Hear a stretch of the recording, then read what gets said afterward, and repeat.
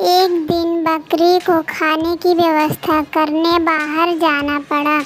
जाने से पहले उसने बच्चों को हिदायत दी, मेरे प्यारे बच्चों, घर से बाहर मत निकलना। खतरनाक भेड़िया आसपास ही घूम रहा है। कोई भी दरवाज़ा खटखटाए तो बिना पूछे दरवाज़ा मत खोलना। ये काला भेड़िया है, इसके काले पैर हैं और इसकी आवाज़ कर्कश है, ये इसकी पहचान है। दरवाज़ा खटखटाने पर ये ज़रूर देखना।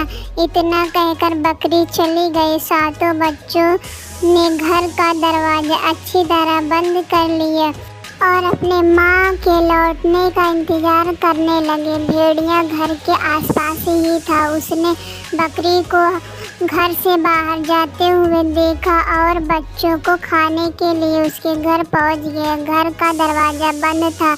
उसने दरवाज़ा खटखटाया। एक बकरी का बच्चा दरवाज़ा खोलने के लिए जाने लगा तो सबसे बड़ा बच्चा को अपनी माँ की बात याद आ गई। उसने उसे रोक दिया, फिर अंदर से भी पूछा, कौन है? मैं तुम्हारी माँ हूँ और मेरे प्यारे बच्चे, भेड़िया ने उत्तर दिया।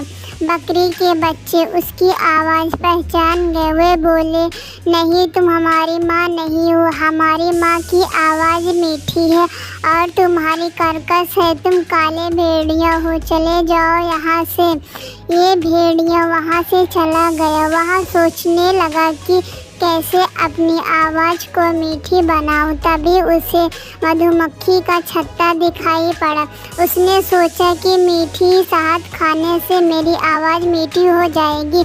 उसने झपट्टा मारकर मधुमक्खी के छत्ते को तोड़ दिया। मधुमक्खियाँ उसे काटने लगी, फिर भी किसी तरह उसने शहद खा लिया।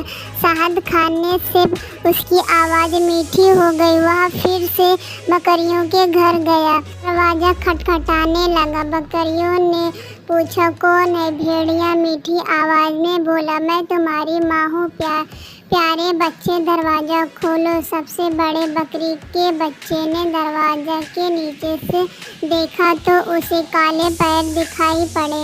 वह समझ गई कि वह भेड़िया है। वह बोली, तुम हमारी माँ नहीं हो, दुष्ट भेड़िया ही हो। हमारी माँ के पैर सफ़ेद हैं और तुम्हारे काले।